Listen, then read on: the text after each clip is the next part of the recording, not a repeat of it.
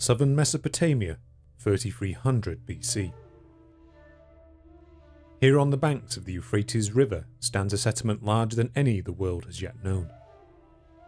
The result of nearly 3,000 years of societal development within this region is lay ringed by canals and irrigated farmland, so much so that it has been described as a Venice amongst the desert.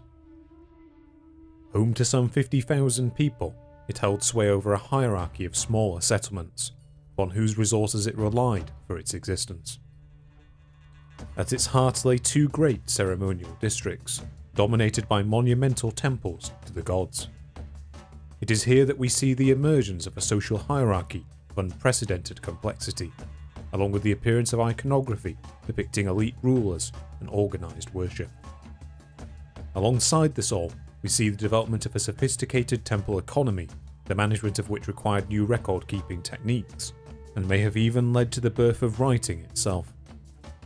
And with its great size also came influence far beyond its borders, along with control of a trade network that stretched north into Anatolia, east into the Iranian plateau, and perhaps even as far west as the Nile Delta. The Uruk world system.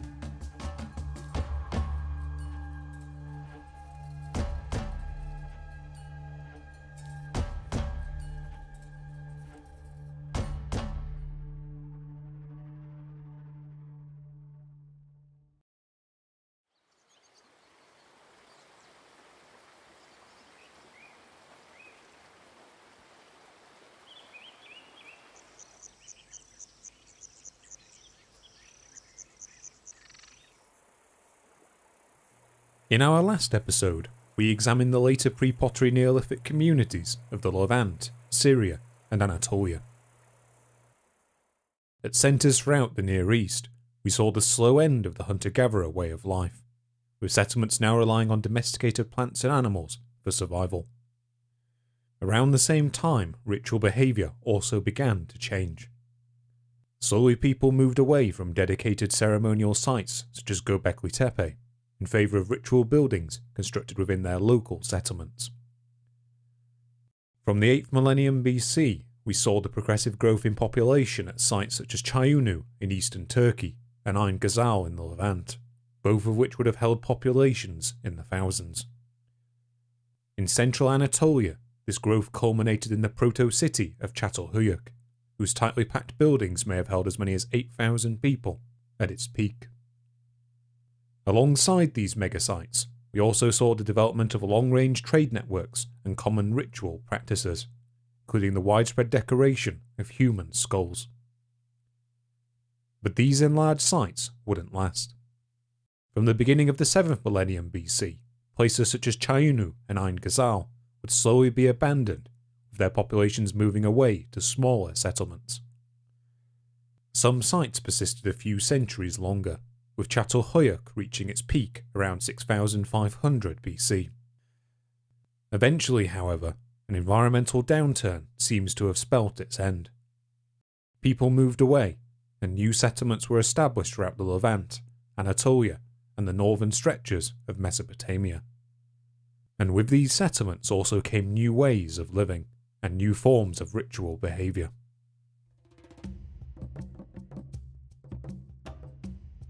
On the face of it, the collapse of the enlarged sites of the later pre-pottery Neolithic may have seemed like a great setback for the peoples of this region. But as we saw with the collapse of the Natufian settlements some 3,000 years prior, there is no obvious sign of a drop in population throughout the Near East during this period. The wider trade networks of the time also seem to have survived intact, as can be seen in the continued trade in obsidian sourced from Anatolia. Instead, people simply appear to have reverted to living in a greater number of small settlements. In the face of an increasingly arid climate for a period after 6200 BC, these societies would also adopt more varied forms of agriculture, which would allow them to exploit a wider range of environments. In areas that still received adequate rainfall, people continued to rely on a mixed farming economy, whilst communities in more marginal areas came to rely on a greater degree of pastoralism. Many of these later settlements may even have become semi-nomadic in nature, with herds of sheep and goats being driven over large areas to find ample grazing land. So by the second half of the 7th millennium BC, the people of this region had become dependent on some form of farming lifestyle for survival. But we still have millennia to go before we see the appearance of the world's first developed civilizations. To demonstrate this, let us once again remind ourselves of the criteria we laid out for civilization at the beginning of our first episode. Firstly, we expect civilizations to be marked by dense urban environments that depend on a mixed system of farming for survival. In addition, these complex centres are also marked by monumental building practices, a visible social hierarchy, and bureaucratic systems of record keeping, such as writing. Over the course of our previous 2 episodes, we have indeed seen the emergence of societies wholly dependent on the management of domesticated crops and animals throughout much of the Near East.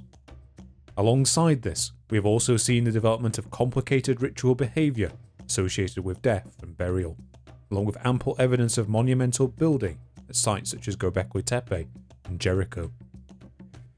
Finally, we have seen the appearance of large-scale settlements throughout the Near East that carried the blueprints of urban life.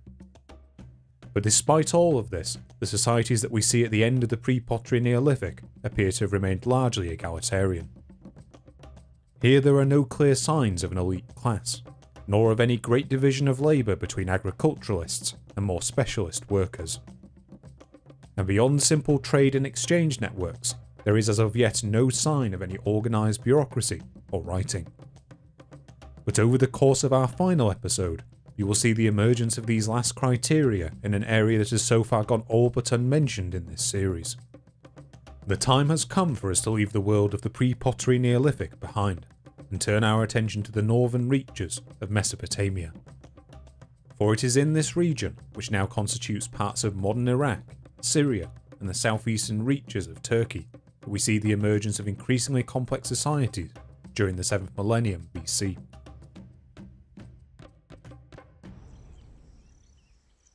The exact chronology of the early cultures of Mesopotamia is difficult to track, not helped by the fact that most of them are known from only a handful of excavated sites. What we can say is that during the second half of the 7th millennium BC, a number of overlapping cultures developed throughout northern Mesopotamia. These societies were marked by small agricultural villages, which would have contained perhaps a couple of hundred people at the most. Here the residents would have subsisted on a varied diet of domesticated animals such as pigs, sheep, goats and cattle, along with crops such as emmer and einkorn wheat, barley and legumes. Alongside this, there is some evidence of hunting of wild prey such as gazelle, onager and aurochs, though these appear to have consisted of a small portion of the local diet at most. The exact agricultural methods employed by each of these cultures also seems to have varied depending on the local geography. In more northern reaches, we see a culture known as the Hassuna emerge. Here communities would have lived amongst fertile hillland, where rain-fed agriculture would have been enough to sustain their settlements. Further south, however, communities would have received either a marginal or an insufficient amount of rainfall for dry farming to be reliable. But despite this, we see the appearance of small agricultural villages in this region along the edges of the 2 rivers that dominate Mesopotamia, the Euphrates and the Tigris. Known as the Samara culture, these peoples would have pursued a radically different approach to agriculture compared to those further north. By digging simple channels in irrigation systems, these societies were able to artificially provide their fields with enough river water to allow their crops to grow. These systems of water management had appeared earlier in areas such as the Levant, but here they would prove vital for sustaining agricultural societies. And with them, humanity would soon be able to spread to regions that until this point had been only sparsely occupied. In addition to their agricultural lifestyles, both the Hassuna and Samara cultures are marked by the production of a new type of storage container. In our last episode, we detailed the appearance of pottery at sites such as Çatalhöyük, where recognisable shards have been unearthed dating from the early 7th millennium BC. Similar vessels also appear throughout societies in northern Mesopotamia around the same time. To the best of our knowledge, This early pottery would have been hand moulded, with coils of clay being built up around a pre-made base. To aid this process, these vessels would likely have been made on a simple mat or even inside another container, which would have allowed them to be more easily rotated.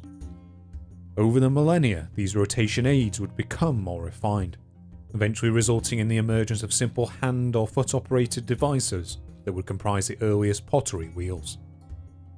Once completed, these pots would have been fired in an oven or kiln, then used for a wide range of functions, such as for cooking, storing goods, or even transporting them over long distances. And whilst the earliest Neolithic pottery is often plain or simply decorated, by the time of the Hassuna and Samara cultures, pottery was already being painted with elaborate linear and geometric patterns, along with recognisable animal motifs. Over time, these designs would continue to be iterated on, a practice that often allows archaeologists to track societal changes over long periods. Alongside the Hassuna and Samara, the late 7th millennium BC saw the emergence of another pottery-producing culture in the north. This culture, known as the Halaf, appears to have originated further to the west, in the rain-fed regions of northern Syria and southeastern Turkey. During the 6th millennium BC, this culture would expand across much of the former Hassuna range.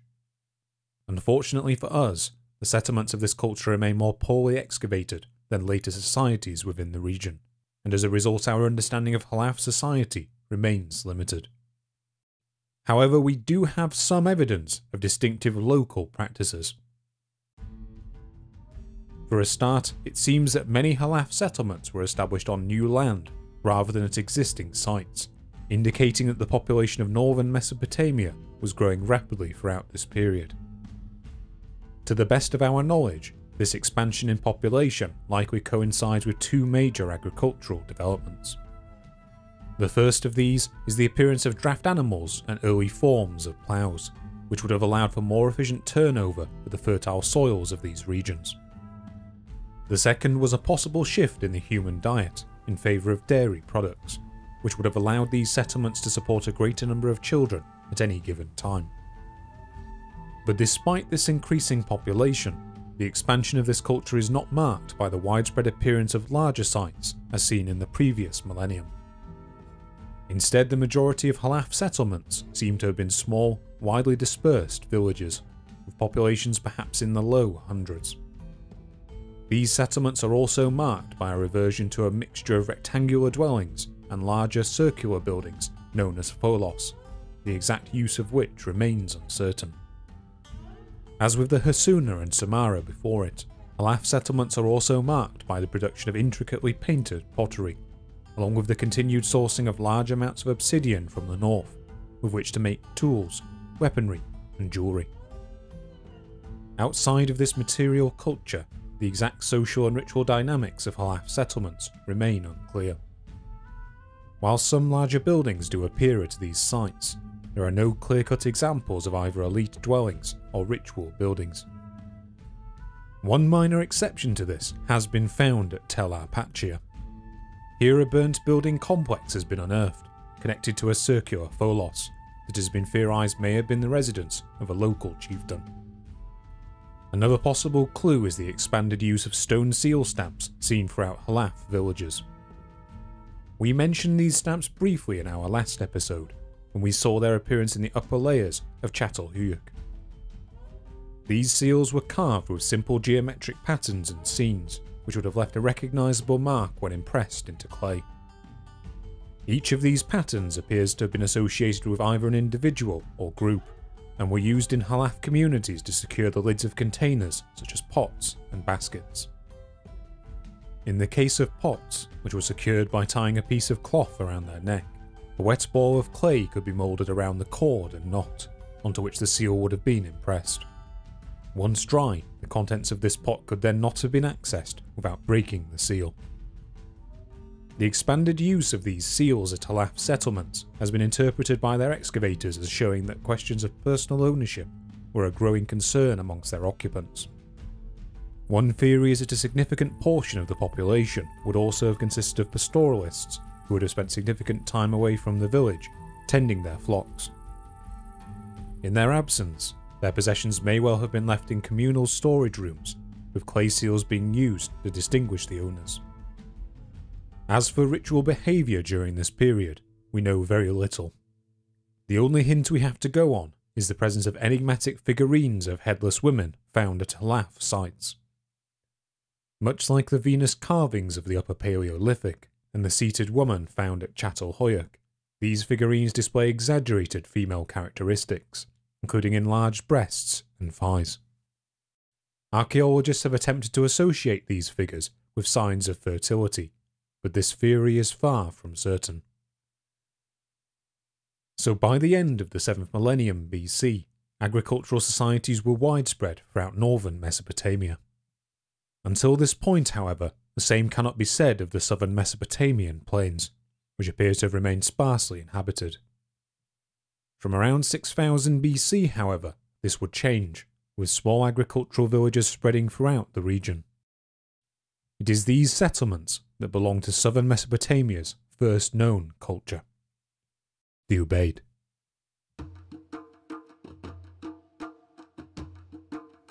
There are currently two major theories as to how exactly the Ubaid culture began. The more widely accepted of the two, and by far the longest standing, is that around 6000 BC this region would have had a hot, arid climate, not dissimilar from that of modern Iraq. Much as with the regions inhabited by the Samara culture to the north, rain-fed agriculture would have been impossible, and settlements would have been restricted to thin strips of land along the edge of the Euphrates and the Tigris. The flat nature of the Mesopotamian plain also meant that both rivers would have had very shallow courses that were liable to shift over time, requiring settlements to be periodically relocated. In addition, both rivers are subject to heavy annual flooding, fed by winter rains to the north. On the face of it, this flood could act as a natural form of irrigation. In ancient Egypt, the Nile also performed a similar role, flooding in late summer and depositing damp, highly fertile soil on the banks in time for the growing season. Unlike the Nile, however, in Mesopotamia the flood would have arrived in the middle of the spring growing season, and the rising waters could easily have drowned immature plants before they were ready for harvest. Finally, around the Persian Gulf, both the Tigris and the Euphrates break up into wide ranges of marshland, which would have also rendered farming difficult. The result of all this was that agriculture in southern Mesopotamia would have required careful systems of river water management to be successful. The first attempts at these systems appeared to the east, in the foothills of the Zagros Mountains, and along the edges of the marshland around the Persian Gulf. These irrigation efforts intensified until around 6000 BC, when we see the emergence of water management systems that allowed agriculture to spread to the southern plain. These systems would have consisted of a network of artificial channels and reinforced levees that would have allowed farmers to release just the right amount of river water into their fields to allow crops such as cereals to grow.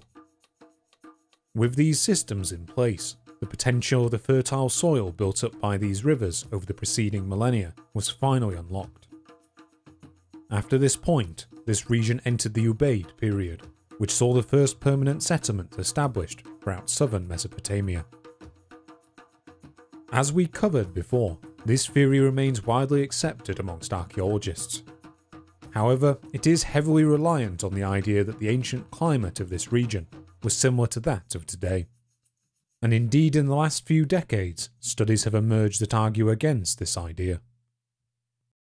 In particular, a major environmental study conducted by Dr. Jennifer Pennell has suggested that much of the landscape of southern Mesopotamia in the 6th millennium BC would have consisted of extensive regions of swamp and wetland, rather than desert.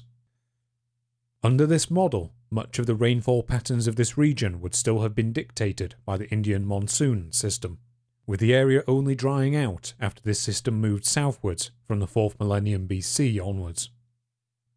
If this environmental model is correct, then the problem throughout much of this region may well have been too much water rather than too little. Indeed, in areas near the Gulf, potential agricultural land would have been in short supply amongst the surrounding marshes. This model also suggests that the later flat appearance of this region may be the result of long accumulations of river alluvium and that the actual level of the land in the 6th millennium BC would have been far more variable. Even so, conditions further to the north of the alluvial plain still appear to have been drier under this model, making irrigation in this region more vital.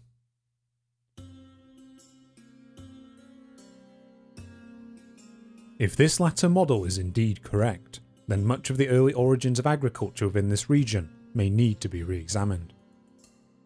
For the moment then, let's look at what we can say with more certainty about the Ubaid culture. Much like the Halaf before it, our knowledge of early Ubaid era sites is limited. The major reason for this is that excavations of settlements from this era are frequently hampered by the deep layers of silt and occupation layers that have built up over them in the succeeding millennia. Even so, a number of early sites have been excavated that give us a glimpse of the earliest settlements of the Ubaid era. To the best of our knowledge, these settlements first appeared along the edges of rivers and coastal marshland to the south. In these locations, villages built from mud brick were established on what are known as turtlebacks, patches of dry arable land elevated above the surrounding marshes. Over time, these areas were built up, either through accumulated occupation debris or through artificial materials such as layers of reed mats. From here, Ubaid-style settlements slowly spread to the rest of the southern plain. Here, sites such as Tel Awali, Tel Uquare, and the namesake Tel al-Ubaid are marked by rectangular mud brick buildings, and include defined storage areas and pottery kilns. Unlike most Halaf-era settlements, which appear to be marked by few social distinctions, there is evidence that in Ubaid communities, certain individuals may already have held a higher social status than others, as shown by the larger houses that they inhabited. And in addition to these early elites, we also see evidence of a common building appearing at the centre of Ubaid-era settlements. These buildings, generally described by archaeologists as temples, appear to have been the physical focus of Ubaid villages, acting as both a place of collective worship and as a centre for the storage and distribution of grain and other agricultural goods. Such was the importance of these temple buildings that they were progressively rebuilt and iterated on over the course of the Ubaid period, resulting in increasingly grand ritual complexes. And to find the best understood example of these, we must turn our attention to the southernmost edges of Mesopotamia. Here at the site of Eridu, what is often considered the oldest Ubaid temple has been found. Dating from around the mid-6th millennium BC, this building was built over an earlier structure of unclear function, and consisted of a single mud brick room containing a simple altar and an offering table coated in ashes. At the time of its establishment, the level of the Persian Gulf would have been much higher than it is today, and the building would have originally stood amongst an area of coastal wetland. Over the course of the next 3 millennia, a further 15 structures were constructed on this site, with many of these buildings being reconstructed over their immediate predecessors. Slowly these buildings expanded in size, until by the upper layers a recognisable series of tripartite buildings situated on terraces had emerged. These structures consisted of a T-shaped hallway leading to a central hearth and altar, which was flanked on both sides by a series of smaller rooms and niches. Within these later layers, large quantities of fish bones had been unearthed, along with copious amounts of ash and coiled loops of clay resembling snakes. These apparent offerings to the deity or deities worshipped at the site have drawn comparisons to the later Sumerian god, Enki, who was worshipped here some 3,000 years later. However, whilst the fish is a symbol commonly associated with Enki, offerings of these types are common at other Ubaid-era temples. The identification of the earliest buildings at this site as temples is also far from certain, and some archaeologists have also suggested that this sequence of buildings is not inherently a continuous one. As a result, we cannot say with any certainty whether the deities worshipped here in the 6th millennium BC were the same as those named in the earliest written records of the 4th and 3rd millennia BC. What is perhaps more likely, however, is that the surroundings of the Eridu temple may have influenced later associations of Enki with marshland and other watery settings. And moving beyond Eridu, we also know that the tripartite plans seen in its later Ubaid-era temples remained a common design of both ritual and domestic buildings for another millennia to come, as did their distinctive buttressed and recessed appearance. So who exactly would have directed the construction of these ritual buildings and irrigation systems? Whilst there is currently no clear consensus on this matter, one theory is that these early building and irrigation efforts were coordinated by local chieftains and elite families.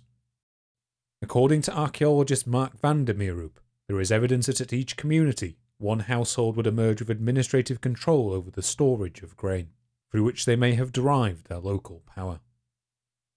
The individuals within these households were also likely linked to the day-to-day temple administration, given the building's role as a distribution centre, and perhaps would also have functioned as the earliest priests of Mesopotamian society. At the same time, however, we must acknowledge that if ubaid societies were ruled over by an elite class, then there are few signs of this in contemporary burial traditions, which largely consisted of communal cemeteries. Similarly, there is little evidence of the ostentatious displays of wealth associated with later elites, and other archaeologists have theorised that power in the ubaid period may have been more rooted in family alliances and control of local resources than in the acquisition of exotic materials.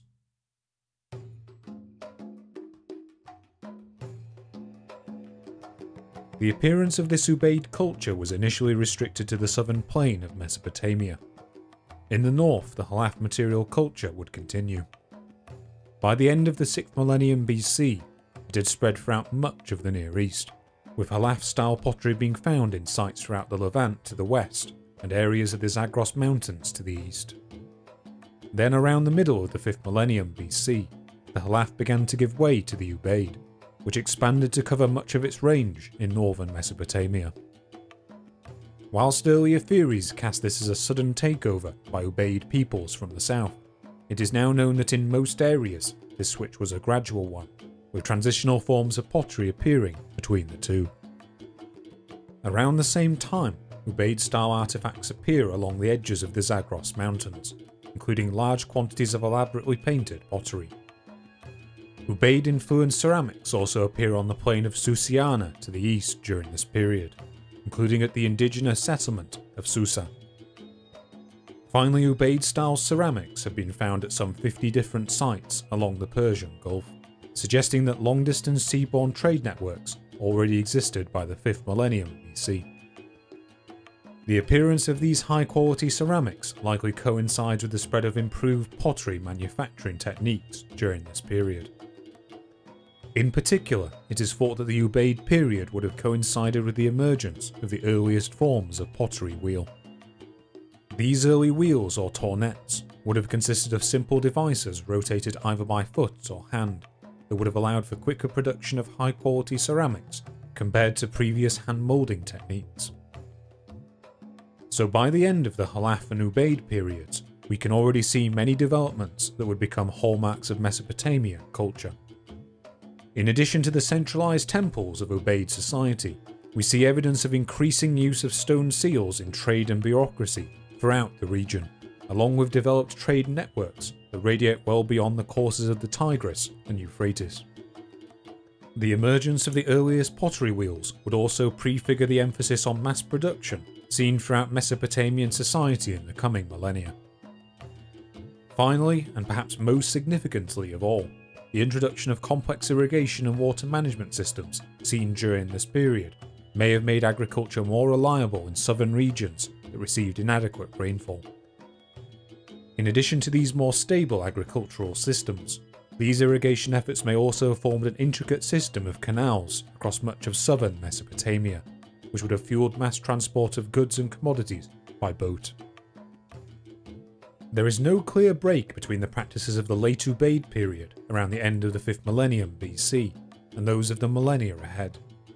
Instead, we see the rapid development of existing cultural practices, along with the appearance of increasingly dense and urbanised societies throughout southern Mesopotamia.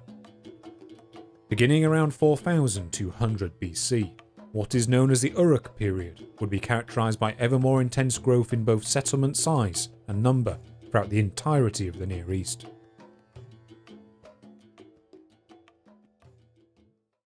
The Uruk period presents a number of problems for archaeologists. Firstly, only one major site from the period has been substantially excavated in southern Mesopotamia, and even then almost all our available information comes from archaeological levels dated to the later half of the 4th millennium BC. Instead, much of the evidence of societies during the early and middle Uruk period come from excavations conducted in northern Mesopotamia.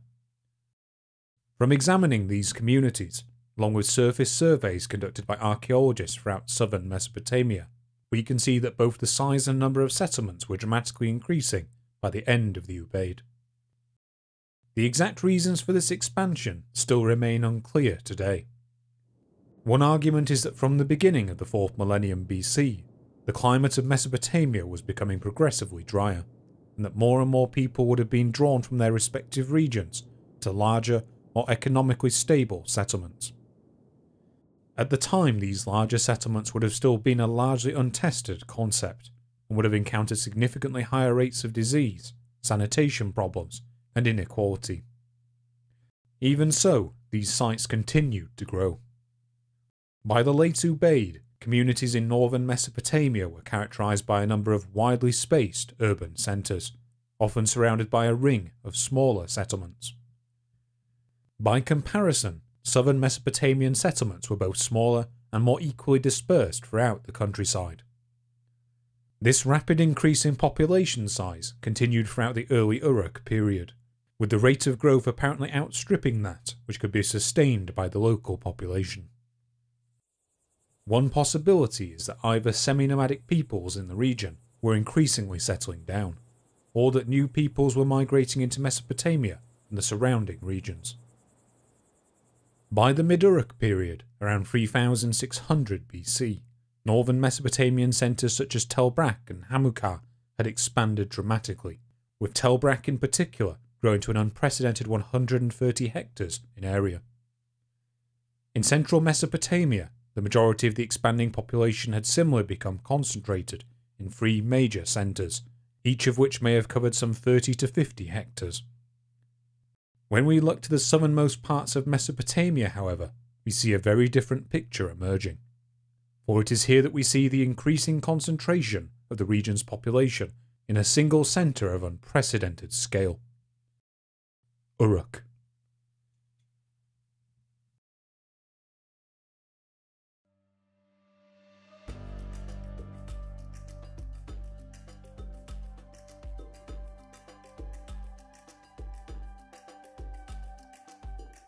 Dubbed the world's first city by many archaeologists, the rapid expansion of the site of Uruk over the course of the 4th millennium BC coincides with a major change in the way that urban societies operated. Formed by the apparent union of 2 Ubaid-era settlements along the banks of the Euphrates, it is at Uruk that we see an unprecedented expansion in population. In the later Ubaid period, this site seems to have been comparable in scale to that of the other southern and central Mesopotamian settlements, such as the contemporary sites at Nippur and Eridu. As we reach the early 4th millennium BC, however, Uruk has already expanded to cover an area of some 70 hectares. By around 3600 BC, its size had reached 250 hectares, far outstripping that of any contemporary settlement throughout the Near East. The exact reasons for this rapid expansion are unclear. Perhaps the city simply lay along a more fertile stretch of the Euphrates, or perhaps it was aided by its highly developed system of canals that would have facilitated greater agricultural surpluses and trade links than other southern settlements. Whatever the reason, the development of this vast settlement caused a major restructuring of urban centres within its vicinity. Unlike the other sites we see elsewhere in southern Mesopotamia, which at the most had one subsidiary set of smaller villages, by the mid-Uruk period, the city already stands at the top of a recognisable 4-tiered hierarchy of hamlets, villages and towns, upon whose resources and tribute it would have relied upon for existence. By the late Uruk period, the site would have reached some 400 hectares, and it is thought that upwards of 80,000 people may have dwelled within its area. Such was its draw that by the end of the 4th millennium BC, entire areas of central Mesopotamia seemed to have become depopulated, as more and more people concentrated in the south. The development of such a megasite was not without precedent in Near Eastern history. Indeed, we covered similar centres that had appeared during the pre-pottery Neolithic, such as at Çatalhöyük, Çayunu and Ain Ghazal, which were also marked by dense populations numbering in the thousands. There are three major ways, however, in which Uruk differs from these sites. The first is in its sheer scale, as it spans an area some 30 times that of Çatalhöyük at its peak. The second is in the sheer differentiation of function seen throughout the various areas of the city. It is here for the first time that we see evidence of public meeting areas, marketplaces, specialised production centres, and monumental temple districts. Unlike the densely packed buildings of Çatalhöyük, we also see evidence of planned streets and alleyways. And thirdly, unlike the megasites of the pre-pottery Neolithic, the increased population density seen at Uruk coincides with increasing levels of inequality amongst its residents. These disparities in status are best seen in the increased diversity of house sizes at Uruk and at other settlements throughout this period, along with the emergence of a recognisable hierarchy of officials and professions.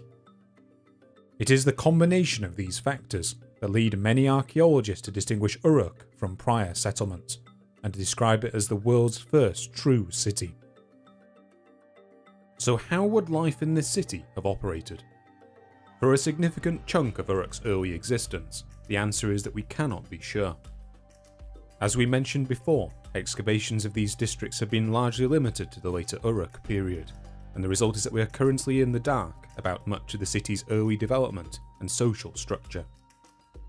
Another problem is that of the excavations that have been conducted at Uruk, the majority have been limited to the two temple districts that lie at its heart. However, what is clear from these findings is that much of the city's day-to-day business would have revolved around these centres, which would have acted as ritual and economic hubs similar to their Ubaid era predecessors. The most prominent of these two centres was the Eanna district, dedicated to the goddess Inanna. Here a series of monumental buildings were erected across the course of the Uruk period. Whilst the composition of this area during the earliest parts of the 4th millennium BC is still uncertain, two ritual structures have been unearthed dating from the Middle Uruk period. The first of these structures, the limestone temple, follows a modified form of the tripartite plan seen at Eridu, containing a central T-shaped hallway. What marks out this building, however, is its unprecedented size. Measuring some 76 by 30 metres, this temple would have been larger than the Parthenon at Athens and was seated on a low terrace some 2 metres in height that contained the remains of an earlier Ubaid era temple. The second building, known as the Stone Mosaic Temple, is smaller in scale, but contains its own unique plan that combines the tripartite design with a number of enigmatic rectangular and L-shaped hallways. These two buildings were mainly built from a combination of valuable limestone and bitumen, the former of which seems to have been sourced from a site some 60 kilometres to the east. In addition to these precious materials, the exteriors of these temples were also decorated in geometrically patterned mosaics, made from stone cones coloured either red, black or white. Over the next few centuries, a series of further platforms and mud brick temples were added in the space between these buildings, along with a great courtyard and a series of freestanding columns. These columns, which later become a regular feature of Mesopotamian architecture, were also marked by cone-shaped mosaics resembling those of the earlier temples. Mosaics made in this fashion have similarly been found at other Uruk-era sites outside of southern Mesopotamia, and appear to have been a common element of artistic practices during this time. These terraces and their associated buildings would stand until around the late Uruk period, when they were suddenly levelled. This period, which seems to have occurred alongside a change in belief structures at Uruk, saw a single large terrace built to contain the remains of previous temples. A series of new buildings on an even grander scale were then built atop this terrace, alongside a number of large buildings that may have been used as public meeting houses and distribution centres, along with residences for officials. In addition to this younger district, Uruk was also home to the temple known as the Kulab, or Anu district, after the sky god worshipped here in later millennia. From the early Uruk period, this site was occupied by a sequence of vast mud brick terraces, built over a series of buildings, the earliest of which dates from the late Ubaid period. By the mid-Uruk period, this terrace had reached some 12 metres in height, and had developed into a polygonal structure measuring some 45 by 50 metres. Whilst earlier buildings identified as temples are known to have been built atop this platform, by far the largest and most notable building to top this structure has been radiocarbon dated around 3450 BC. Known as the White Temple, the walls of this building still stand today, and followed a standard tripartite ground plan of some 18 by 22 metres. In addition to its elevated position, this temple was also coated in a form of white gypsum plaster that would have reflected sunlight, rendering it visible for miles around. The repeated reconstruction of these vast temple districts would have required both a high degree of social organisation and a massive attendant workforce.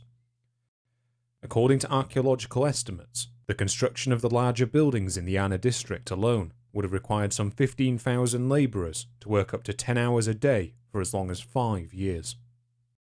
And whilst this construction seems to have been primarily ritual in nature, it may also have acted to strengthen social ties between the temple and the people of Uruk. In addition, the sheer scale of this construction also suggests an element of coercion may have been involved in these building projects, particularly of workers dependent on the temple for survival. Regardless of how this construction work was achieved, its result would have been an awe-inspiring complex of buildings, entry to which would have been restricted by encircling walls.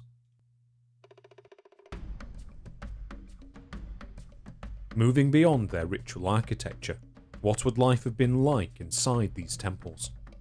Well, looking at their layout, it is perhaps best to envision these temple buildings as exaggerated houses for the gods. Indeed, private residences throughout the Uruk period do resemble the tripartite structure of known ritual buildings of this period. For further evidence of this, we can also point to later practices of worship in the 3rd millennium BC. During this period, the gods were considered to have two aspects, existing both in the heavens and in the form of their cult statue. These statues would be tended to as if they were a real person, and provided with temples to house them, clothing for them to wear, and feasts for them to consume. Whilst we cannot be sure that the gods were venerated in this fashion throughout the 4th millennium BC, a sign that this may have been the case comes from an artifact unearthed within the Eana district. Dating from the late Uruk period, this artifact consists of a near life-size head of a woman shaped from white marble. In addition to being one of the earliest known anatomically accurate images of the human face, it has been suggested that this image would have been part of a cult statue of the goddess Inanna herself, with the rest of the statue consisting of wood or precious metals. However, this identification is far from certain, and it is also possible that this structure was part of a ritual building facade rather than a dedicated statue. It should also be noted that the frequent remodelling of both temple districts throughout the Uruk period likely indicates a significant amount of social and cultural change throughout the city's existence, and that such continuity with later ritual practices may well be impossible. So whilst we don't have first-hand evidence that the gods were worshipped in the form of cult statues during this period, we do know that elaborate presentations of ritual tribute were conducted within their temple complexes, which would have included livestock, agricultural produce, and possibly other luxury items. Evidence for this activity can be found in another remarkable example of craftsmanship unearthed within this period. Measuring roughly 3 feet in height and weighing nearly 600 pounds, the Varka vase provides a possible snapshot of the day-to-day business of the Eana temple district during the late Uruk period. On its registers are displayed scenes of agricultural produce and precious minerals being led in hierarchical procession to the temple. On the top register, this tribute is presented to an elaborately dressed woman who stands taller than most others in the scene, behind whom stands a reed bundle symbol associated with the goddess Inanna. The most widely accepted theory amongst archaeologists is that this figure represents Inanna herself, though other theories have variously identified her as a priestess, functionary, or even simply the guardian of the temple storerooms. Compared to previous millennia, Uruk society also seems to have placed greater focus on mass production. Part of this can be seen in the increased appearance of new types of pottery throughout this period. As we mentioned before, the preceding Ubaid era had likely seen the first appearance of the potter's wheel, or tornet. In the Uruk period, we continued to see refinements in wheel design, as shown by the increase in closed vessel forms such as jugs, pitchers, and bottles. Unlike pottery from previous cultures, however, most of these containers lack any notable decoration, perhaps indicating that quick production was being prioritised over appearance. By far the most distinctive pottery found at Uruk and other sites during this period, however, are a type of handmade bevel-rimmed bowl. These simple containers appear to have been shaped in moulds, allowing them to be quickly produced in mass quantities at dedicated districts, then discarded after only a short period of use. In addition to these pottery districts, similar areas have also been found dedicated to metalworking, whilst vast amounts of textiles seem to have been centrally produced by women at each of the temple centres. In addition to this mass production of goods, we also see evidence of finely crafted items, such as the aforementioned Varka vase, or the mosaic displays evident throughout the Iana district. And alongside these items, it is in this period that we first see signs of a new type of intricately carved tool that demonstrates the importance of personal ownership and authority within late Uruk society. As we discussed before, the use of stone seal stamps is well attested to throughout the settlements of the Halaf and Ubaid cultures, where they were likely used to identify objects associated with particular individuals or groups. During the later Uruk period, however, these stamps were replaced in southern Mesopotamia by small cylindrical stone objects known as cylinder seals. As with seal stamps, these items contain a carefully crafted mirror image of a scene, which could be quickly impressed on clay with a single movement. Compared to stamp seals, however, the space available on these cylinder seals was much greater, allowing them to include more detailed scenes associated with a particular owner or office. This expanded versatility in designs would have been particularly important as Uruk society became more complex, as a greater number of individual officers and officials would have needed to have been identified at any given time. The individual scenes on these seals also give us some insight into day-to-day life. Many of them depict domestic animals in front of temple buildings, figures working in what appear to be workshops, and women engaged in pottery making and weaving. Like their stamp seal precursors, these cylinders would also have been used to seal goods in storerooms, along with to authenticate transactions. And moving beyond the role of stamp seals, cylinder seals would also soon form a key part in the wider correspondence and record keeping of the Near East, one that they would retain for millennia to come.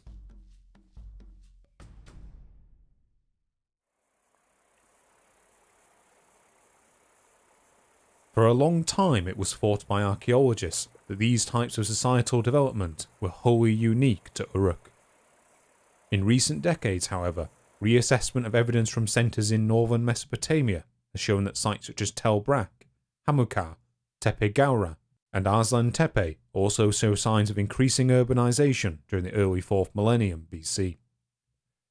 At Tel Brak, for example, a similar hierarchy of surrounding settlements exists to that around Uruk, even if the site itself is smaller.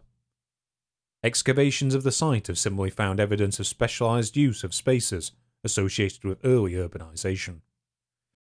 In a neighbouring mound to the southeast, signs of a workshop and kilns dedicated to the mass production of pottery have been unearthed, whilst the site's central mound shows evidence of more than one area of monumental building.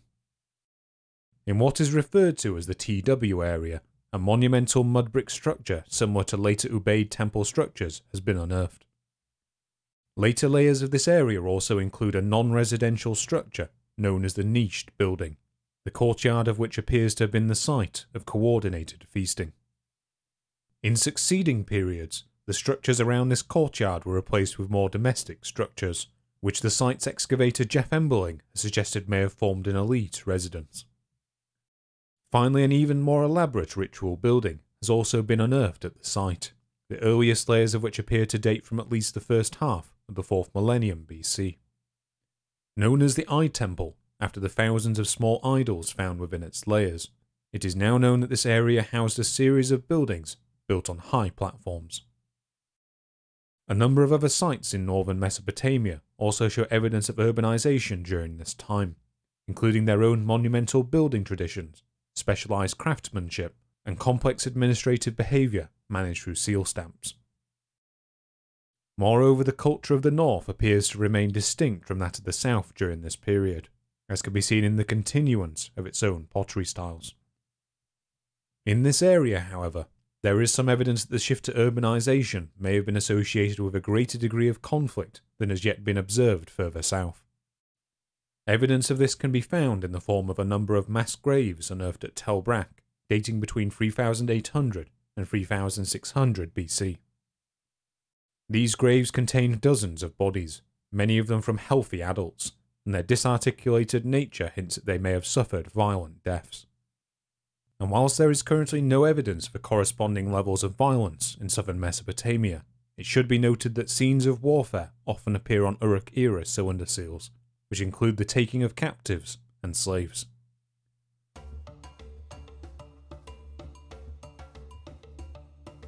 So clearly northern Mesopotamia was undergoing a period of population growth and urbanization throughout the early 4th millennium BC. From around the midpoint of this millennium, however, the growth of southern settlement seems to overtake those of the north. The exact reason for this is still unclear. One theory is that the courses of the Euphrates and the Tigris in this area may have shifted, forcing changes in population pattern.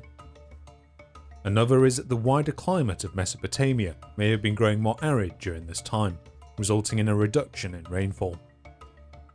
In the irrigated regions of the south, this change may have led to the drying out of marshland areas, perhaps freeing up more land for agricultural use.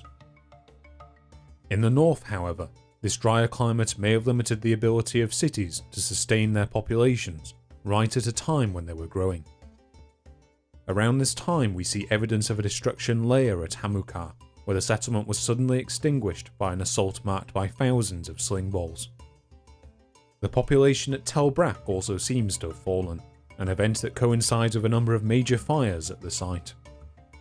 Soon after, the distinctive material culture of the south appears at the site, with the later levels of the Eye Temple being remodelled with Uruk-style cone mosaics.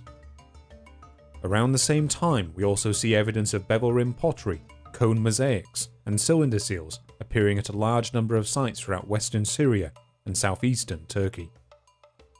Finally, this same material culture also appears to the east at Susa, and Uruk-style artifacts begin to appear at a number of sites throughout the Iranian plateau.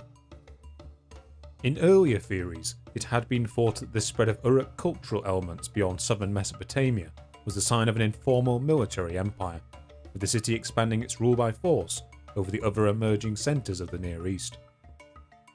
Indeed, in many locations the Uruk material culture is seen to replace more local traditions, and new Uruk-influenced sites appear in previously unsettled areas. These new sites, which have been described as colonies, include sites such as Tel Sheikh Hassan, Jebel Aruda, and the fortified town of Habuba Qadira on the Euphrates. However, more recent scholarship has argued that instead of being the owners of a military empire, Uruk's elites would have instead exerted cultural and economic influence over the other cities throughout southern Mesopotamia, with individual settlements remaining politically independent. Outside of this region, the extent of Uruk's influence also appears to have varied greatly. At sites like Tel Brak, the sudden appearance of the Uruk material culture at the site after a series of destructive fires has been interpreted as a takeover by southern elites, but violent transitions on this model appear to have been rare. Instead, in many settlements, regional styles seem to have undergone a slow process of Urukization. In places such as Nineveh in northern Mesopotamia or Arslan Tepe in southeastern Turkey, local elites seem to have emulated the decorative mosaic building styles of the south, though overall only a small number of Uruk-style buildings are present.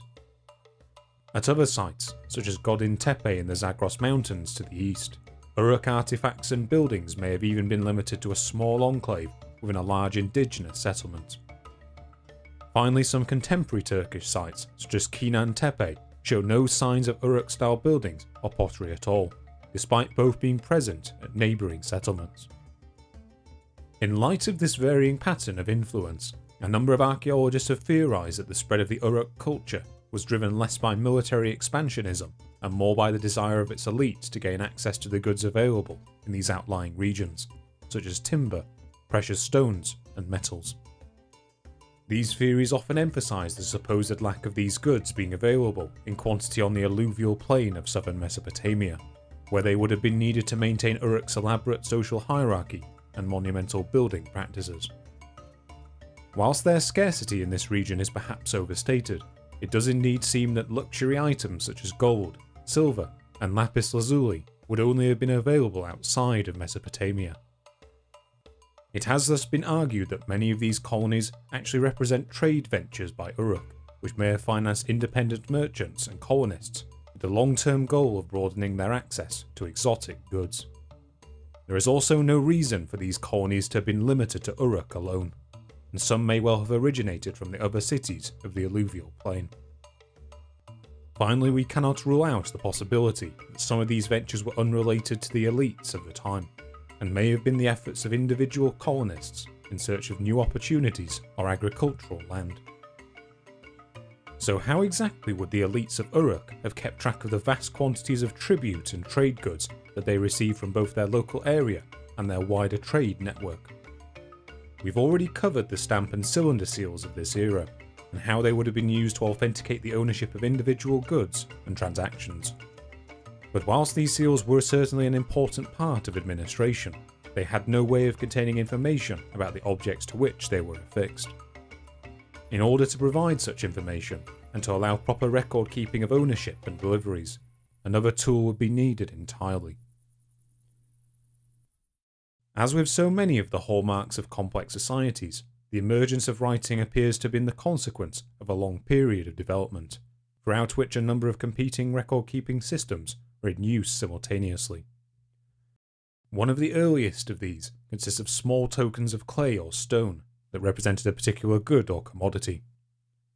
Later, these tokens were increasingly placed inside hollow clay spheres known as bullae. These spheres were then marked with cylinder seals by their owners, guaranteeing their contents. Whilst this system was effective for accurately recording these items, it contained a flaw in that the bullae themselves had to be broken into in order to check their contents. To deal with this problem, two approaches emerged. Firstly, individuals began to press the tokens themselves into the clay of the bullae before sealing, leaving a visual identifier of their contents.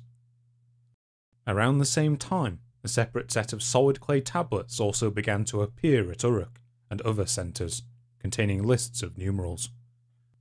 Whilst these numerical tablets are useful for keeping track of exact numbers of commodities, they contain no information linking them to the items they refer to. It is in the later layers of the Uruk period, however, that we begin to see the emergence of a system of record keeping that combines each of these elements. This system consists of a written script known as Protocuneiform, which may well be the first in human history. It consists of simple signs impressed onto the surface of soft clay tablets with a reed stylus, examples of which have been unearthed at the Iana Temple district dating from the second half of the 4th millennium BC. Later, this script also seems to have spread to other centres throughout both southern and central Mesopotamia. In their earliest forms, some of these signs inscribed on these tablets are recognisable as pictograms, such as the signs for barley, bowls, or running water. Others, however, seem to have been chosen purely arbitrarily. For example, the sign for sheep or goats consists of a simple circle containing a cross. By far the majority of these tablets seem to have been used for simple account keeping, recording the receipt and distribution of commodities such as beer, barley, and textiles by the temple. The remaining 10% or so of these tablets contain categories of related words known as lexical lists. These tablets appear to have played a key role in educating new scribes, and contain lists of professions, names, animals, objects, and weights and measures which would be frequently copied by novice writers. This new system was a massive innovation over preceding forms of record keeping, but as a written script, it had several problems. For a start, Protocuneiform contained no real system of grammar. signs were not written in the same order as a spoken language, and indeed the idea that writing could represent speech doesn't seem to have existed at this time. In addition to this lack of grammar, Protocuneiform also used a staggering number of symbols. Over 900 have been identified in the earliest tablets, the meaning of which would have need to have been understood by all of its users for the system to have functioned. Not only would this vast array of symbols have made the language difficult to learn, but many of its symbols have no equivalent in later systems of writing, rendering their meaning unclear to modern scholars. Adding to its complexity, the earliest Protocuneiform tablets also contained multiple different systems of notation and counting. For example, if a clerk were to be tasked with recording distinct items such as animals, slaves, or dried fish, he would employ a system that used increments of either 6 or 10. However, if the items in question represented a quantity, such as an amount of processed grain or dairy, he would also use increments of 2. Yet another system was also in use when measuring a volume or surface. The sequence of units also varied, and whilst many of the individual shapes remained consistent, the exact values they represented differed between systems. The result of all of this was that clerks of the time would have had to track somewhere in the order of 60 different numerical signs simultaneously in order to fully understand their accounts. This cumbersome system would soon become more refined. Over the next millennia, the number of signs would decrease to around 600, whilst those that survived slowly grew more abstract. At an unknown point, each symbol was also rotated by 90 degrees, meaning that the script was now read from left to right rather than vertically. Elements of grammar would slowly be introduced, while signs also grew codified over time, losing many of their pictographic elements in favour of more abstract wedge-shaped signs. Finally, it is one of Protocuneiform's initial characteristics, the lack of a connection between its script and a particular spoken language, that kept it in use for millennia. As symbols were used to represent individual concepts rather than sounds, the same system could be used across multiple different languages. The result was that more developed forms of cuneiform would act as the script for several languages over the next 3,000 years, first being employed to write Sumerian and Akkadian in the 3rd millennium BC, then Amorite, Hurrian, Hittite and Luwian in turn. And going beyond its use as a tool of bureaucracy, this new system also represents a major conceptual breakthrough for humanity. For the first time, people were able to organise and record the world around them, to write their own names and thoughts, and later to transcribe the mythologies that had clearly been evolving since the earliest days of humanity. Despite its usefulness, however, we must also concede that the inclusion of writing on our list of essential criteria for civilization is perhaps the least certain. Indeed, throughout world history, many civilizations have appeared that did not use writing in the same bureaucratic function as at Uruk. In 2nd millennium BC China, for example, writing was more often used for ritual purposes, with characters being transcribed on animal bones and turtle shells as part of the divinatory practices of the Shang dynasty kings. Other complex societies, such as those of Western Africa, also existed for centuries without any obvious form of writing at all. Even so, it cannot be denied that this written script would have played a key role in the proper functioning of the temple economies at the height of this era. In addition, cuneiform writing would also play a key role in the centuries to come as a tool of correspondence both within and between states throughout the region, acting as the primary tool of diplomacy.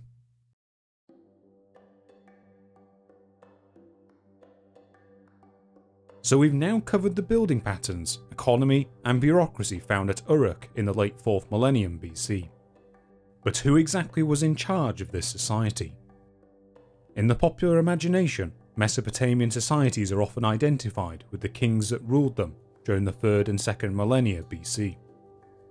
However, we currently lack any clear evidence of a single ruler throughout both the early and middle Uruk periods, which remain poorly excavated. There is similarly little evidence of kingly palaces from this time, and monumental buildings dating from the period seem to have been limited to the temple districts. When it comes to the later Uruk, however, things become a little clearer. For it is during this period that power seems to have become increasingly centralised at the very top of the temple hierarchy. One helpful document from this era has come down to us that sheds a small amount of light on the political structure of the time. It consists of a Protocuneiform tablet known as the Standard List of Professions.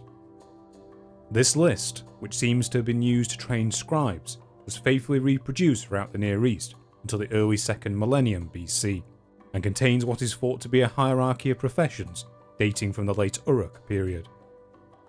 Unfortunately for us, many of the symbols found on its earliest copies are unknown to later cuneiform documents. This includes the symbols associated with the first 5 officers or professions on the list, meaning that the exact leadership hierarchy of the later Uruk period is difficult to interpret. Fortunately for us, however, there are resources other than the written record from this period that we can turn to. For the highest of these positions, we can again gain some insight from the Varka vase. In addition to scenes of agricultural produce being presented to Inanna's temple, its top register contains a missing section that obscures the identity of one of the participants. This missing section has since been reconstructed based on similar Uruk-era iconography, and it is now thought to have contained a man resembling either a chieftain or a priest. This figure, usually referred to by scholars as the En or priest king of Uruk, is distinguished from other figures in the period's symbology by his elaborate beard, headgear and net skirt. In addition to his appearance on the Varka vase, statues of his likeness have also been unearthed, and his figure also appears in a wide range of cylinder seal scenes. In these scenes, the priest king is seen to perform a wide range of religious and military roles, including feeding what appear to be temple herds and the taking of captives and slaves. His image even appears on the handle of a knife unearthed in faraway Egypt, where he is depicted alongside a pair of lions in the Master of Animals motif. Due to his paramount role in Uruk iconography, this figure is generally thought to be that represented by the first symbol on the standardized list of professions, and much later translations do indeed equate this term to the Akkadian symbol for king. Despite this equation and his prominent role in iconography, we know little of the political or ritual roles that this figure would have performed during the late Uruk period, as the recovered Protocuneiform tablets contain no details of the city's political life. As for the remaining entries on this list of professions, we can gather from parallels from later documents that these officials may have acted as directors of different parts of the temple economy, as shown by titles such as Leader of the Plough or Great One of the Lambs. So here we have the elites of Uruk society, but what about at the other end? What were the lives of ordinary people like in southern Mesopotamia during this time? Well, within the city itself, it seems that most people would have been involved in trades and professions associated with the production of materials that the temple system required. Going by our standardized list, these professionals included gardeners, potters, jewelers, cooks, smiths and weavers, amongst others. As to how independent any of these individuals would have been, it's hard to say. One theory is that many of these workers would already have been dependent on the temple system for survival, receiving fixed rations in return for their labour. Such a system is known to have existed throughout the 3rd millennium BC, with temple workers being paid fixed rations of barley, oil and cloth. A number of early tablets found at Uruk do indeed detail the distribution of grain to workmen, indicating that a similar system was likely in place during this period. A number of scholars have even hypothesized that the abundance of the trademark bevel-rimmed bowls found discarded within the temple districts is due to them being used to measure out fixed quantities of rations for each worker. The Protocuneiform symbol for rations also resembles these bowls, further indicating that they may have been used for this purpose. And in addition to these workers, we also know from Protocuneiform inscriptions that a portion of the workforce would have been made up by slaves. Outside of the complex hierarchy and specialised division of labour seen at Uruk itself, life seems to have remained more egalitarian. Here the landscape would have been made up by smaller villages and town, the majority of the residents of which would have been farmers. People here likely owned their own lands and herds, though they may also have paid a portion of their goods and income as tribute to Uruk itself. Outside of the local temple officials, there seem to have been few social distinctions between the residents of these villages. For them, society would have continued to function much as it had in this region since the beginning of the Ubaid. Land still had to be farmed, crops still had to be harvested, and life was still subject to all the disasters that the natural world could bring. By comparison, workers in the cities may have lacked the social freedom of these farmers, but their needs were provided for in the form of fixed rations. As we have previously discussed, the climate of Mesopotamia also seems to have become significantly drier over the course of the Uruk period, which may well have made village agriculture more difficult. This may explain why more and more people seem to have been lured to cities over the course of the Uruk period, where life may have been less free, but was perhaps also less uncertain. So finally in Uruk, we have found a state that meets all of the criteria for civilization that we laid out in the early parts of this series. Here for the first time we see a permanent agricultural settlement of unprecedented size, that relied on a hierarchy of smaller towns and villages, and that exerted an economic and cultural influence far beyond its borders. Unlike the large settlement seen at Çatalhöyük, whose dwellings were relatively homogeneous in function, at Uruk and other settlements during this period, we see evidence of specialised areas such as temple districts, production centres, and both common and elite residences. All of this was managed through a complicated bureaucracy that the residents developed as they went. The culmination of all of this was the invention of writing, which would facilitate first administration and later diplomacy amongst the states of Mesopotamia in the millennia ahead. Finally, at the top of its social hierarchy, we find a set of recognisable elites, who would have directed society to achieve their own ends, such as the acquisition of the resources of northern Mesopotamia, Anatolia, and the Iranian plateau.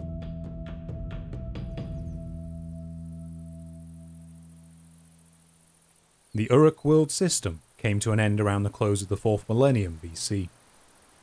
The exact reasons for its collapse remain unclear.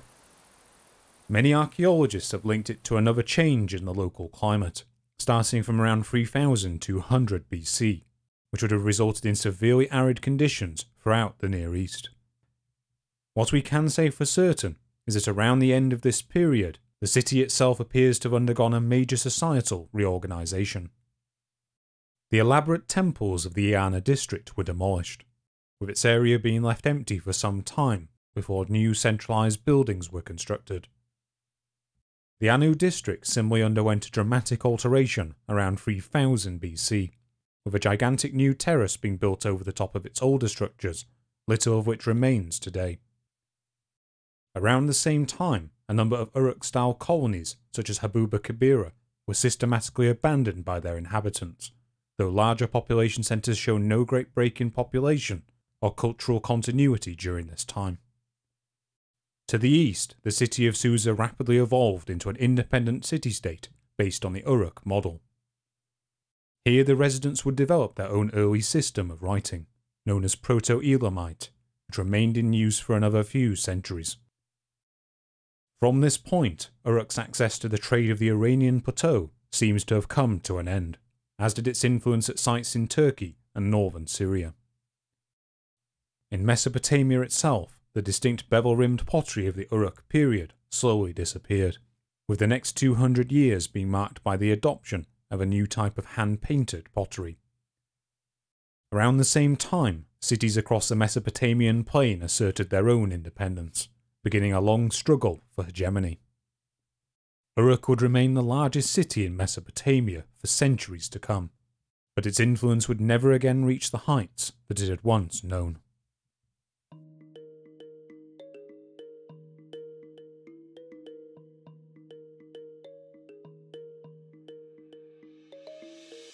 With the end of the Uruk world system, we too must conclude our journey. From this point onwards, this new urban mode of living was here to stay. In the millennia ahead, fewer and fewer tools will be made from stone, instead being replaced by a new material made by combining copper with tin. With the rise of these bronze tools and weapons, we enter a new period of world history. It is in this period that we learn for the first time the names of ordinary people and rulers alike, that the first great works of literature were composed, and that the structures of the world's first organised religions are revealed before us. It is also an age of warfare, feuding city-states, and jealous rulers. In the millennia ahead, the world's first empires would rise out of Mesopotamia, Egypt, and Anatolia, only to collapse one by one. In this new age, rulers would seek divine sanction for their actions and attempt to expand their rule to the four corners of the world. But before any of this, there came Sumeria, the battleground of kings.